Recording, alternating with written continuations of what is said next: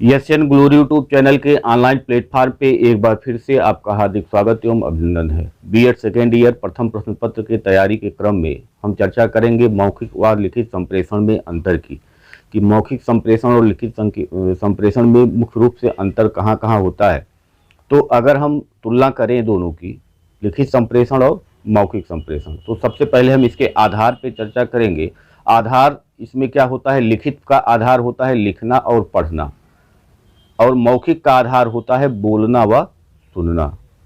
अगर हम इसके स्थायित्व की बात करें तो जो बात लिखित होगी वह काफ़ी दिनों तक अस्थायी रूप से रहती है, और जो बात मौखिक होती है वह कम अस्थायी होती है, कुछ दिन बाद वो डिलीट हो जाता है, समाप्त हो जाता है। अगर हम प्रतिक्रिया की बात करें तो जब हम लिखित किसी के पास अपने विचारों को भेजते हैं तो तुरंत प्रतिक्रिया नहीं मिलता है। जब उसके पास वह लेटर पहुंचेगा, वह उधर से जवाब देगा, तो उधर से जवाब फिर आएगा, तब हमारे पास पहुंचेगा, तब उसकी प्रतिक्रिया मिलती है। लेकिन जब हम मौखिक कब बोलते हैं, जब वो कोई हमारे आमने सामने होता है तभी मौखिक बातचीत होता है। तो मौखिक में जो प्रतिक्रिया होता है वो तुरंत मिल जाता है। अगर हम प्रमाण की बात करें तो जब हम कोई चीज़ लिख दिए तो स्वयं एक साक्ष्य हो गया, स्वयं एक प्रमाण हो गया। वह लिखित प्रमाण हमारे सामने है तो बहुत बड़ा प्रमाण माना जाता है कि वह स्वयं में एक प्रमाण है, क्योंकि वह लिखा गया है। लेकिन जब हम मौखिक कोई चीज़ें बोल देते हैं तो वहाँ पे अगर प्रमाण की ज़रूरत है, साक्ष्य की ज़रूरत है, तो वहाँ साक्ष्य जुटाना बहुत कठिन कार्य हो जाता है। अगर हम उपयुक्तता की बात करें तो लंबे, दूरस्थ तथा कठिन संप्रेषण के लिए उपयुक्त होता है। कहीं दूर अगर संप्रेषण करना है तो वहाँ पे लिखित माध्यम से आप अपनी बातों को लिख करके वहाँ भेज सकते हैं। लेकिन अगर आपको मौखिक वहाँ तक बात पहुँचाना है तो उसको ये छोटे संदेशों के लिए ही उपयुक्त है। बहुत बड़े संदेश अगर आपको देने हैं तो ये मौखिक रूप से वह संभव नहीं होता, दिए नहीं जा सकते। उसके बाद अगर व्यय की बात करें तो लिखित संप्रेषण जब भी होगा, लिखित अपनी बात को आप जब भी रखेंगे तो अधिक खर्चीला होगा, और मौखिक जो होगा वो कम खर्चीला होगा।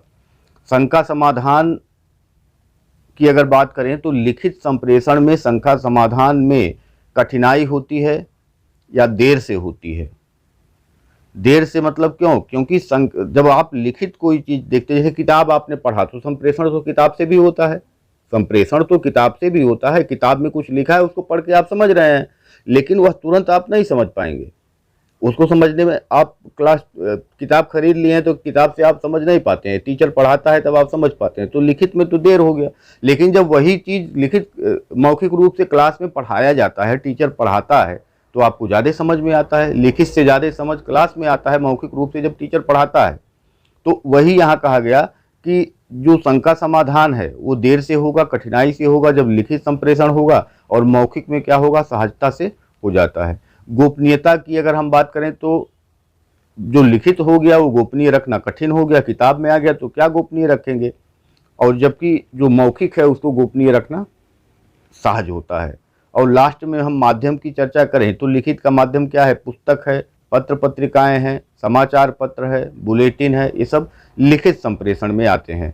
और अगर हम मौखिक की बात करें तो वाणी हो गया, टेलीफोन हो गया, रेडियो हो गया, भाषण, वार्ता, व्याख्यान हो गया, ये सारी चीज़ें किस में आ गई, मौखिक में आ गई। तो लिखित और मौखिक संप्रेषण के बीच जो मुख्य अंतर था वह यही था। आप लोग एक बार इसको देखिए, अपने दोस्तों में पहुंचाइए और इससे लाभ उठाइए। धन्यवाद।